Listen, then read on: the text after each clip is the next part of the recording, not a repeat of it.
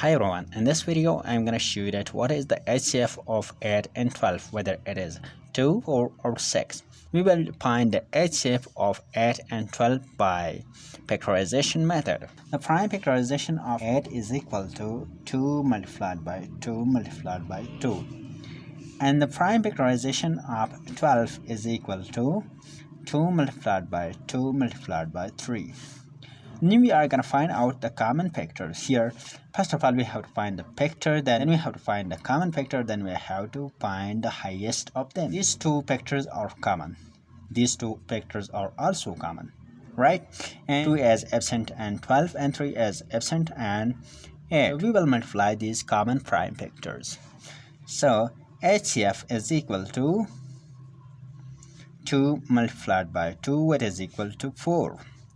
Right, so the HCF of 8 and 12 is equal to 4. So the correct answer is 4.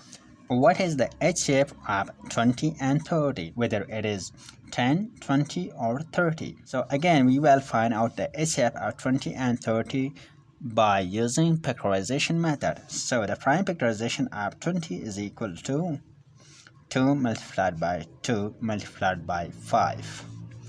And the prime factorization of 30 is equal to 2 multiplied by 3 multiplied by 5. Now we are going to find out the common factors. 2 is common in both 20 and 30, and this 5 is present in 20 and 30, right? So the common factors are 2 and 5, right?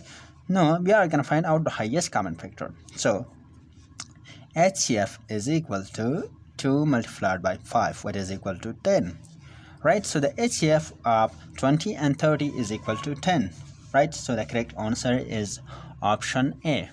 So dear viewer, if you have liked the video, subscribe to our YouTube channel for more videos related to mathematics.